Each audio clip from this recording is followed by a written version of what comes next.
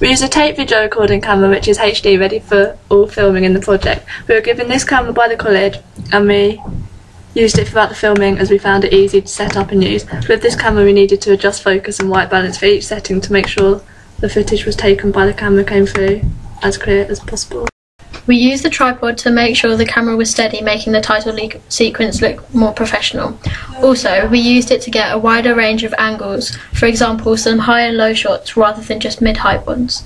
Finally, the tripod meant we could do more effective panning and tracking shots, making the piece look more realistic and professional. Adobe Premiere Plus is the software we used to put together the final piece. Firstly, we captured the footage from the video camera into the software. From there we started cutting up the footage and putting it into place. Once the footage had been completed, we then added the titles and edited the sound effects and the backing track before using the software to finally render it onto the internet. The whole of the group used Microsoft PowerPoint to create individual pieces of work, such as our thriller research.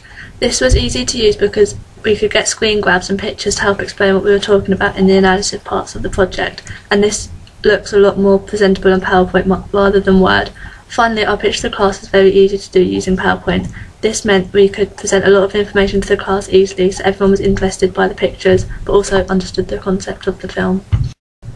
Microsoft Word was used by all members in the group to write up all notes and previous coursework for media, like the opening title analysis. Without Word, we would have struggled to get all our work done as efficiently as we did, and also grammatically we would be at a lot lower level. Finally, Word is also good to transport files, which we have needed to do a lot between the group as we needed parts of each other's work. We used IMDb to research typical thriller character personas and to get inspiration for our piece from other thriller films. After the title is a website which has many different opening title sequences. We used it to analyse where other thriller films place their titles throughout their opening title sequence and what sort of fonts they use. The College VLE is one of the main websites we used throughout the research stages of our project. We used the media page to view many different thriller opening title sequences to get inspiration for our storyline of our piece. The font is a website we used so you can download different font types. We used it to find different fonts for our opening title sequence that looked like we were trying to fit the thriller film genre, and also we used it for our production logo to find a certain font.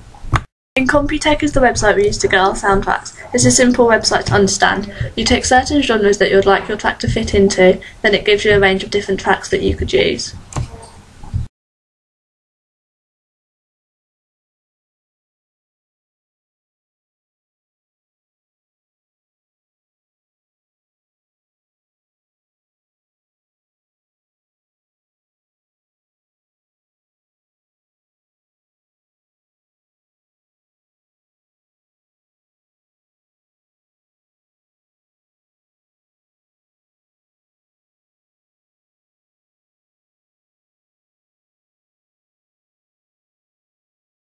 Another website we used was Quack. It's a blogging website we use to keep up to date with our piece and our project work. YouTube is one of the websites we use to watch many opening title sequences in the thriller genre. We got inspiration from them and found a soundtrack from Insidious that we tried to incorporate in our piece, but we found that it didn't fit. We used YouTube to upload our videos onto so that everyone could see it, so we could get feedback as well. Looking at the films Phone Booth and Collateral, they both started in the same way, with a man walking in a suit. We wanted to portray the same kind of atmosphere of the main character being very important in our sequence, the same way these two films have. Both films gave the group a lot of inspiration into what camera shots to use in the filming. As our location was a very suburban street, we looked at Blue Velvet to get ideas on how they made a normal street look so eerie. Somehow the director made what looked like a normal day very surreal by using little things in the street. Although we never managed to pull off this effect of something that was very normal but looking very surreal, with only the footage given that we used, it gave us a target to work towards for the opening title sequence. We looked at Don't Look Now to get inspiration for the use of little kids to create an eerie appeal.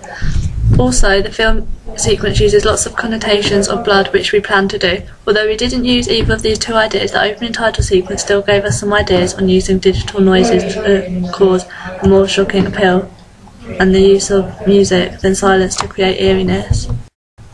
We liked the eerie music, Tiny Tim dancing through the tulips in the horror film Insidious, and it playing in the record player to show it was old-fashioned. We wanted to use this idea, but after a while this became impossible as we couldn't manage to get the sufficient props together. However, we used the piano chords, and the eerie music gave us the idea of creating tension through music to make the piece more like a conventional thriller. We looked at Seven solely for the titles, as Seven gave us inspiration on using the titles as the audience are still learning about the narrative of the character. Without this, I believe the titles would look very different, as we wouldn't have thought of the same ideas for the titles by incorporating them into the story of the opening title sequence.